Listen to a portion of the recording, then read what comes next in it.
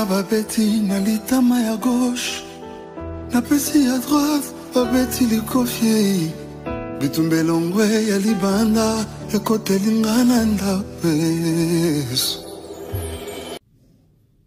Voilà, chers amis internautes, peuple congolais, chers compatriotes, je vous salue tous, c'est le vôtre, son excellence Joël Million.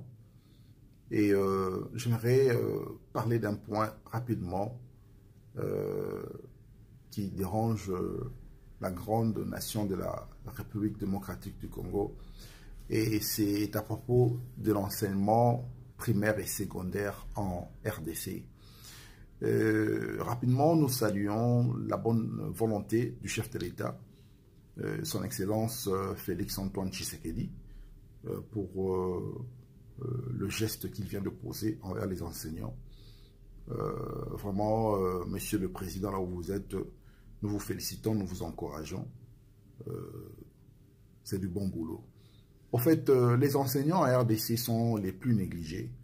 Parmi les plus négligés, si je peux me permettre d'utiliser ce terme, parce que aujourd'hui, la République démocratique du Congo ne forme plus des élèves, ne forme plus des étudiants.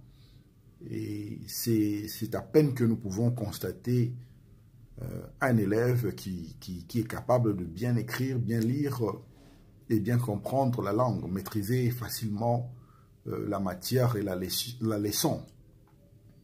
Et tout cela est influencé à cause du système. Et quand le système est déjà foutu, et ça affecte le pays. Et le pays ne marche pas bien.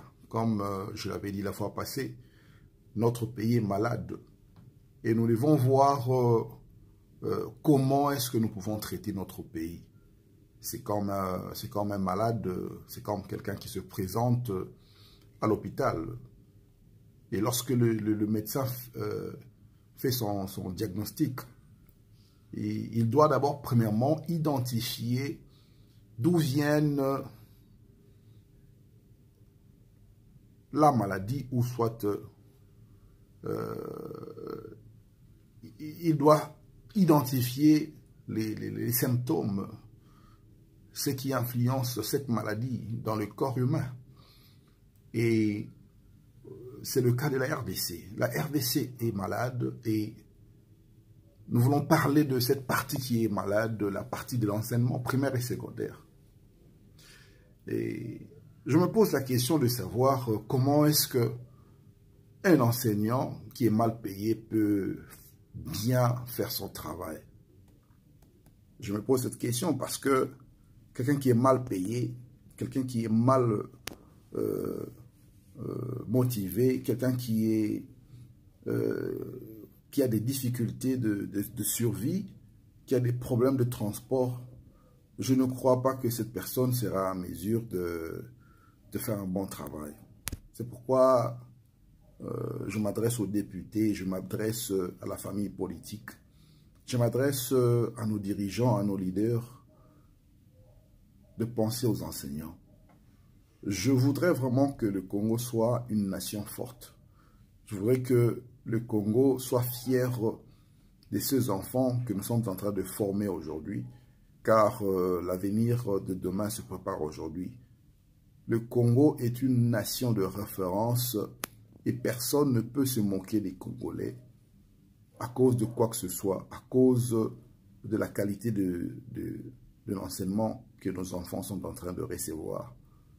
Nous devons lever la barre, nous devons placer cette barre très haut en ce qui concerne la formation de nos enfants.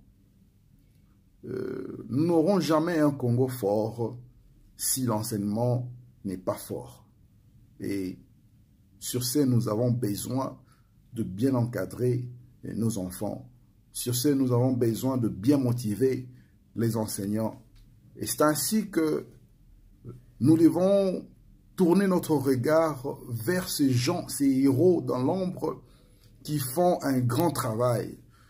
Nous devons tourner notre regard sur ceux qui sont en train de former nos enfants afin que le Congo puisse avoir un avenir meilleur. Et je vous assure que nous devons motiver ces enseignants. Nos enseignants sont mal payés. Nos enseignants passent des périodes et des années dans les ténèbres.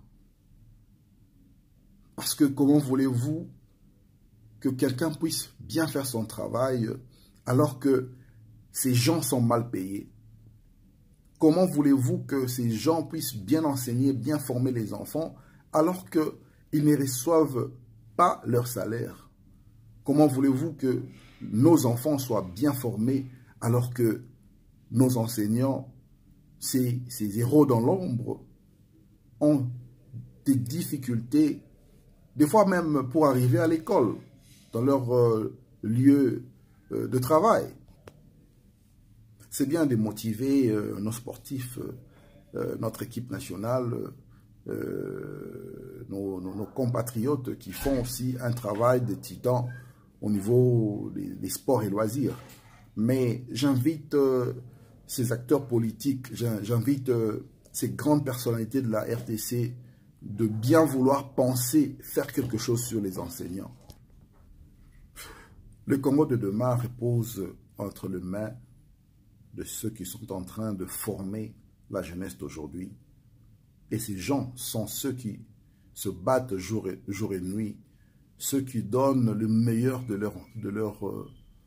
leur connaissance, de leur temps, de leur énergie, de leur sacrifice. Et je vous dis la vérité, peuple congolais, nous devons revoir la situation des enseignants en République démocratique du Congo, qui est mon pays. Vous savez, en RDC, c'est triste de constater que les gens se focalisent très souvent, se concentrent très souvent sur les choses qui se passent à Kinshasa. Des fois, j'aimerais que quelqu'un puisse aller en province, j'aimerais que quelqu'un puisse aller dans différentes provinces pour voir ce qui se passe réellement sur le terrain. La RDC est malade.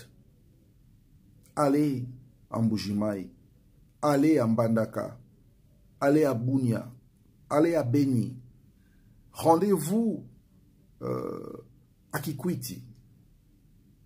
Vous verrez que notre pays a besoin de cette force, de cette chaleur qui va motiver nos enseignants. Et nous avons besoin de voir que le Congo est en train de se rétablir. Et nous voulons constater, nous voulons voir ce changement. C'est bien de construire des routes. C'est bien de construire des belles maisons. C'est bien de construire des magasins, des boutiques qui vont nourrir la population. Mais c'est aussi bien de revoir la qualité de l'enseignement qui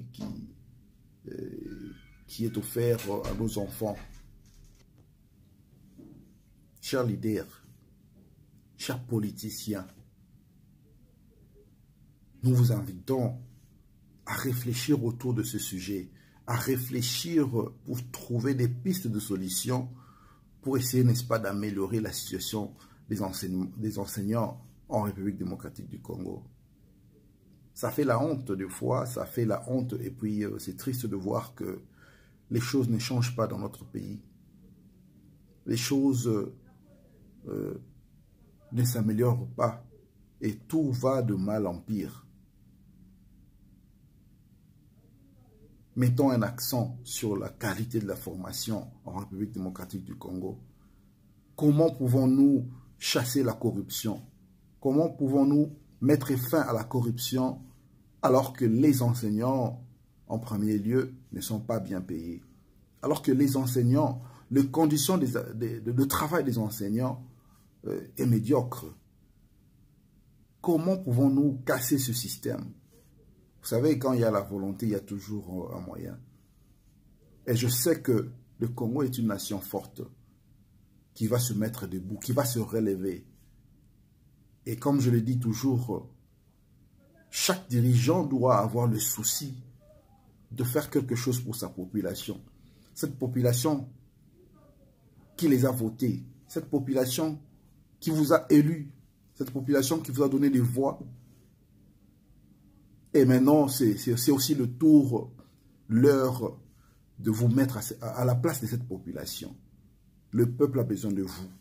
Le peuple a besoin de votre travail, de votre expertise, de votre temps. Et s'il y a un peu de volonté, nous pouvons changer la situation des enseignants en RDC. Nous pouvons changer la qualité d'enseigner en RDC. Nous pouvons changer beaucoup de choses et nous aurons des enfants qui seront capables de conduire un Congo nouveau, de bâtir un Congo nouveau.